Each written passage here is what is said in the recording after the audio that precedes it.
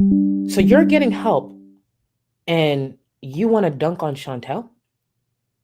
And that's why I think Shannon and FFG's chemistry is so beautiful because they're so similar. FFG has to be the hero. That's why she has to always dunk on Chantel with something. Like when she did the thing with BBJ, I stand on this. She did her big one.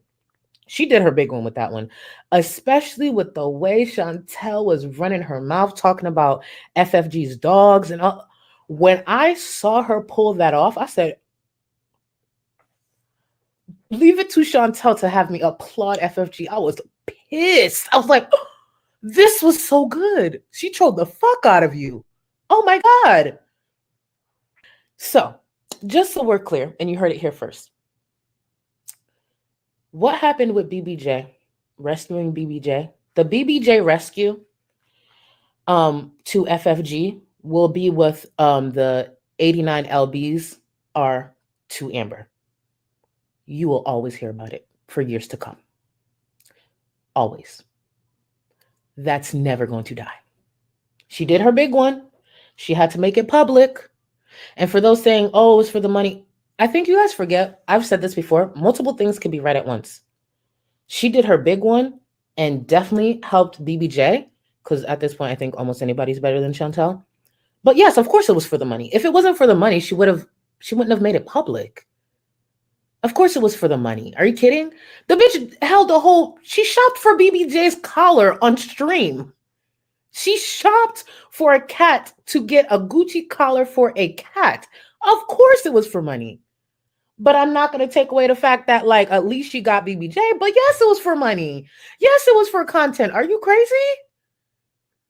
That is her 89 LBs, bitch.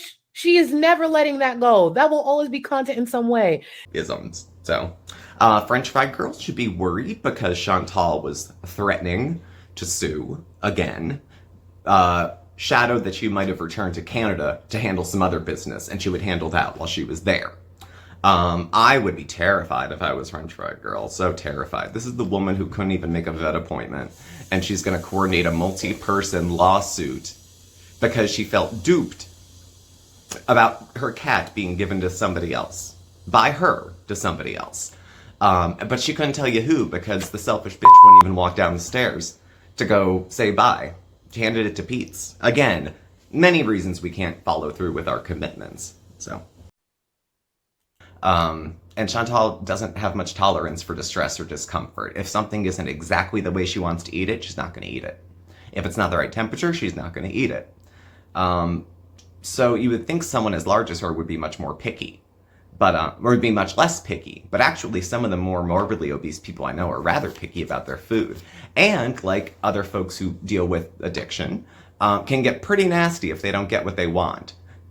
How many people think that they've probably fought about food a couple times already? I'm sure he was fine with her coming over, but she farted out a bunch of promises initially that she was gonna, oh, I'm gonna go to the gym and lose weight, and it'll be great, and I'll be going to the beach, and we'll be travel beezing. If you're too fat for a plane, you gotta do something. Because now you can't even get out of there in a hurry if you need to. There's no shame in buying 2 plane seats if you need them, but if you don't like that you need them, or that you're cutting it close to needing them, whose job is it to change the shape of Chantal's body? Yours? Mine? A pill? Some Ozempic? No, it comes down to Chantal and what she chooses to do. At this point, she's had more resources and opportunities and access to treatment over the years that most people don't give a shit how she feels, or that she probably can't handle all of her ADLs maybe on her own, because she was always such a nasty, self-centered person that her discomfort brings people pleasure.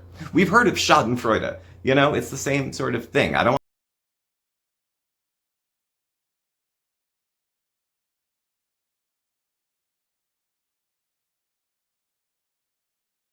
So we saw some boats pass by while we were hanging out by the riverside and decided after we were done hanging out by the river to see if we could find a dock and take a boat ride ourselves.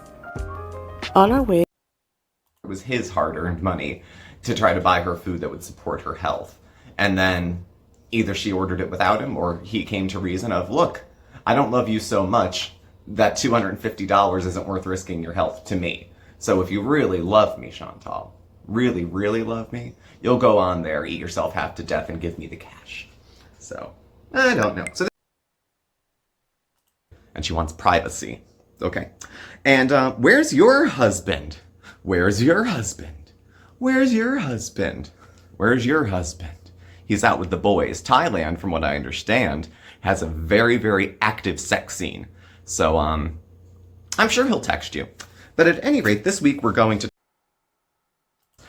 But she's sitting there, not a lot of people around, but it was the old eyes darting. Remember the outhouse? Or going for Burger King and then sitting in the parking lot, full face of makeup, looking all over the place to see who's looking and who's watching. She's out proud and doesn't care, but hawks like she's ashamed of what she's engaging in.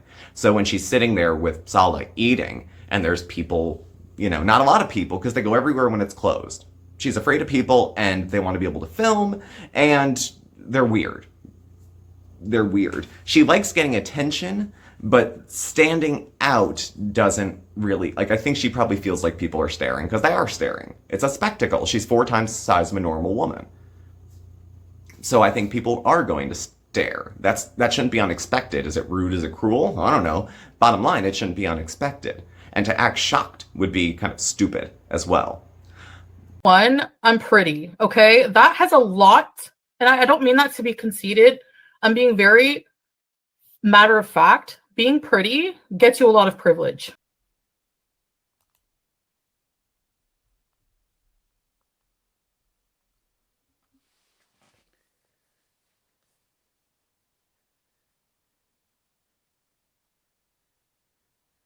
I'm just saying, you can get away with a lot if you're pretty. Number one, I'm pretty.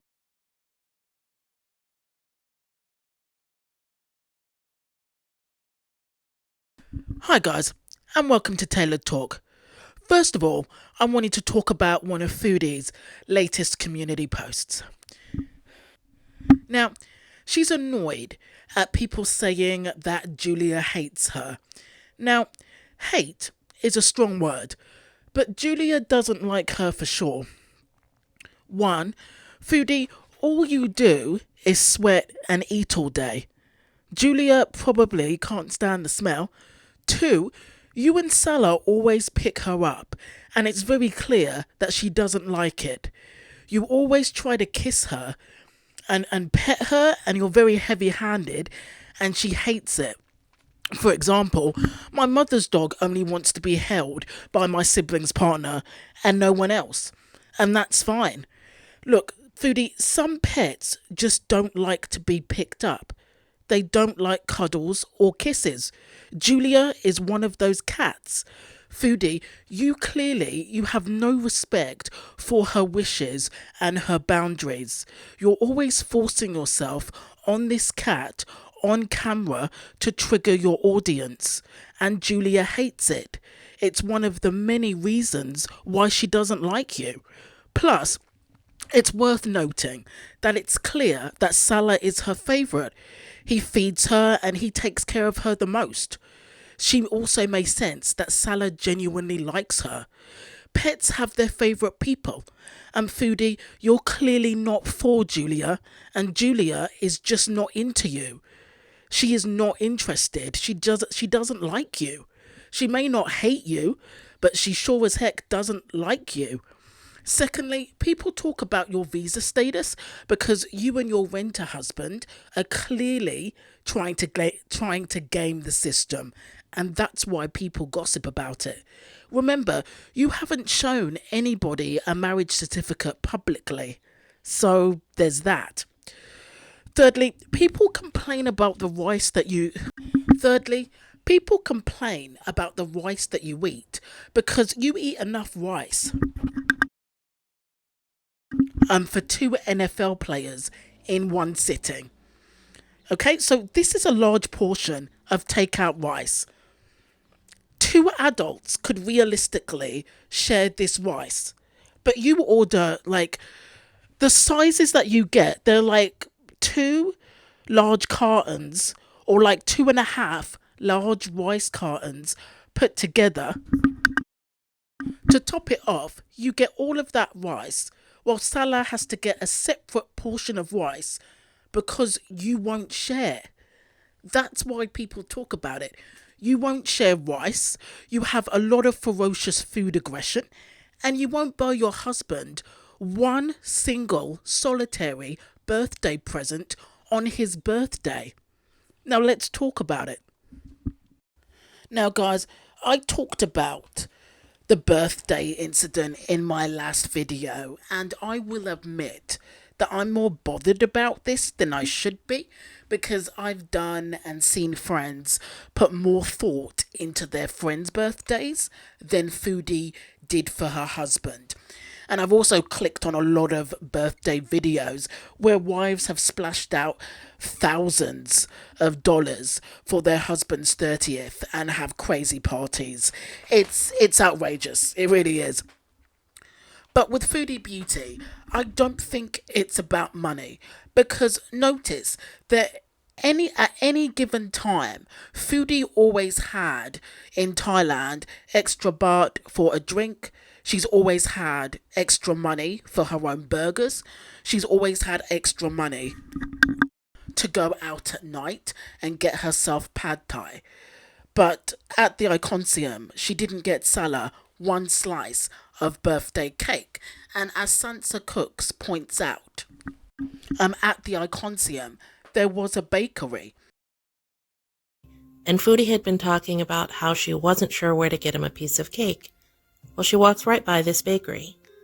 In my opinion, it looks like they came into the mall and headed straight for the escalators. They pretty much made a beeline for the movie theater. See right there on the left? That's the bakery. They have slices of cake in the bakery display, and they also have little cakes in boxes. I get that they just came from the Putin place, but it is his birthday after all. And I think that Chantal could barely afford 2 slices of cake. And because along with going to the cinema, she couldn't afford cake as well. And because buying a slice of cake for Salah would mean she would have to put someone else first, because buying Salah a slice of cake would mean that Foodie would have to deprive herself of a treat. And God forbid she'll never do that. So she just walked past the bakery on her boyfriend/husband's birthday and just pretended that she didn't see it. But let's put the shoe on the other foot. Let's say that Foodie was really broke. Let's say that she was really struggling and she couldn't really afford to get him much. Here's 5 ideas, 5 things that Foodie could have done for her husband on a budget. Number 1, Foodie could have gone to a thrift shop in Thailand and bought him something. Number 2, Foodie Beauty could cut colourful paper into squares and create a memory jar for him. Number 3, Foodie Beauty could have baked him a cake or went to the 7-Eleven and got him his favourite meal. I mean, it's literally chicken nuggets or chicken strips and chips or something like that. Notice that Foodie Beauty had no problem in Thailand going to the 7-Eleven by herself in a foreign country to stuff herself with food from the 7-Eleven. Number 4.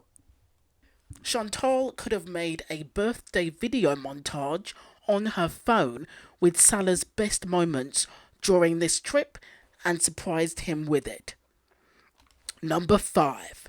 Foodie could have set up a movie night where they watch Salah's favourite actor or actress, whether it's Jim Carrey or Jenna Ortega or Ryan Reynolds or Natalie Portman or Grace Kelly or Robert De Niro, like whomever, and they could have fun watching Salah's favourite actor together. You know, it's even more pitiful that Salah is a very simple guy at heart, and he's extremely easy to please. The fact that on his birthday, Foodie dragged him to the poutine cafe, bought him poutine, which she knows that he hates, and bought him a little bag of gelatine candy that is not halal, proves that she doesn't care about him. Even on his birthday, Chantal always prioritized herself first. And no matter how you feel about Salah, that in itself is especially sad. That on his birthday, she can't even pretend that Salah means anything to her other than a sugar baby. Chantal values Salah's youth, his body, and his looks, and that's it. All she cares about is the way that Salah looks and the way they can present and promote themselves in public as a couple. But Foodie does not love or respect Salah at all. She doesn't value him as a husband, as a life partner, as a boyfriend at all. Because even after a year, she did not get Salah a birthday gift, and on his birthday, she treated Salah more like an acquaintance than a husband. Guys, do you think that Foodie genuinely cares about Salah, or do you think she just sexualizes Salah? You know, there's a difference. Let me know what you think her true feelings are in the comments. Okay guys, that's the end of the video. Thank you for watching. Thanks for listening.